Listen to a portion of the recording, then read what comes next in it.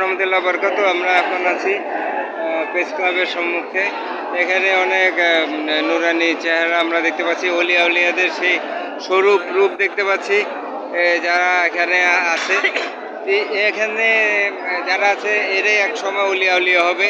সেই অলিয়া উলিয়া রূপ দেখা যাচ্ছে, তাদের থেকে আমরা কিছু কথা শুনবো।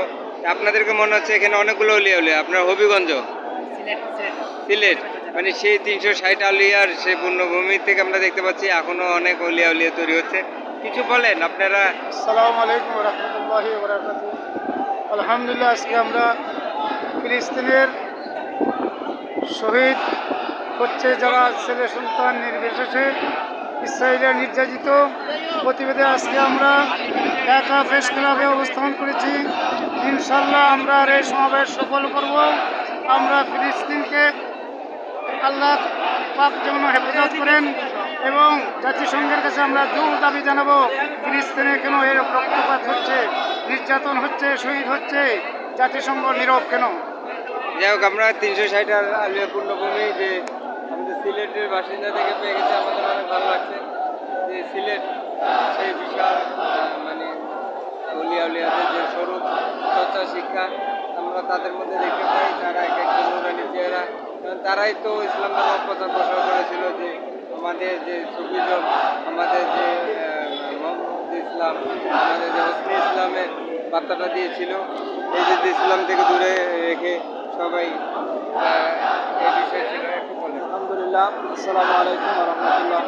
ফিলিস্তিনের যে মুসলমানদের ইসরায়েলে যেভাবে আক্রমণ করতেছে, শহীদ হতেছে, তাদেরকে মুক্ত করার জন্য লক্ষ্যে আজকে আমরা দেখাই আমাদের সহযোদ্ধা সুন্নি আহলে সুন্নাত ওয়াল জামাতের উলামায়ে কেরাম এবং পীর মাশায়েখ কেরাম আমরা আজকে ঢাকায় অবস্থান করতে পেরেছি। এর জন্য আল্লাহ শুকরিয়া আদায় করছি। আলহামদুলিল্লাহ, আমরা পতাকা উত্তোলন করে আমরা ফিলিস্তিনের পক্ষে আমরা আপনারা পতাকা উত্তোলন করছেন, আপনি কিছু বলেন।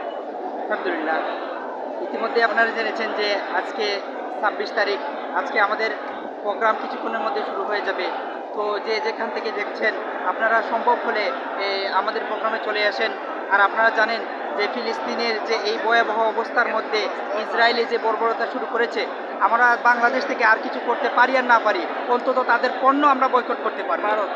তাদের ইসরায়েলি পণ্য আমরা বয়কট করতে পারবো, ভারতের পণ্যগুলো আমরা বয়কট করতে পারবো। এটাই আমাদের হাতিয়ার। এমনকি আমাদের কাছে কোনো অস্ত্র নাই, কিন্তু আমাদের কাছে সব থেকে বড় অস্ত্র আছে, আর সেটা হলো ভালোবাসা। যে আমরা দেখতে পাচ্ছি ভালোবাসা, দোয়া এবং এই যে অলিয়া উলিয়াদের যে স্বরূপ যে হসনি ইসলাম, এটা হচ্ছে যে শান্তিপূর্ণ সমাবেশ। মাজার ভাঙছে যেটা অনেক আগের থেকে হচ্ছে, তারপর আপনারা এই যে ওইটাকে মানে আপনারা কোনো আন্দোলন বা কোনো ধরনের বড় ধরনের প্রতিবাদ সমাবেশ করেনি, কিন্তু ফিলিস্তিনি যখন বিষয়টা এসেছে তখন সবাই একসাথে এখানে এসেছে, সমবেত হয়েছেন। কারণ আপনারা হসনি ইসলাম পালন করেন, আপনারা শান্তিপূর্ণভাবে একটা বিষয় পেয়েছেন, এটাকে নিয়ে আপনারা এখানে পতাকার মাধ্যমে এখানে এসেছেন। সকলে মধ্যে ভালোবাসা আমরা দেখতে পাচ্ছি, আমরাও আছি।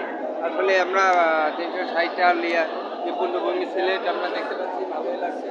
আমাদের সাথে থাকার জন্য সবাইকে ধন্যবাদ। অলিয়া উলিয়া যে স্বরূপ চর্চা যারা করে তাদেরকে আমরা দেখানোর চেষ্টা করছি। এখানে অনেক অলিয়া উলিয়া আমরা পেয়েছি।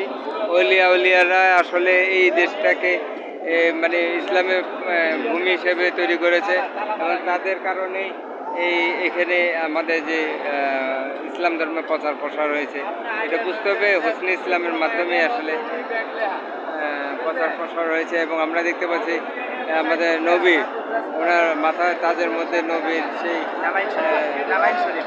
নালাইন শরীফ মাথায় যেটা আছে এটাকে কি বলা হয়? এটাকে নালাইন শরীফ বলা হয়। এটাকে রাসূল পাক সাল্লাল্লাহু আলাইহি ওয়াসাল্লামের যে জুতা মোবারক, এই জুতা মোবারকের নকশা এটাকে বলা হয়। এটাকে আমরা নালাইন শরীফ বলি। আমরা নালাইন শরীফ দেখতে পাচ্ছি, অনেক ভালো লাগছে। সবাইকে ধন্যবাদ সাথে থাকার জন্য। আসসালামু আলাইকুম রহমতুল্লাহ বরকাতুহু।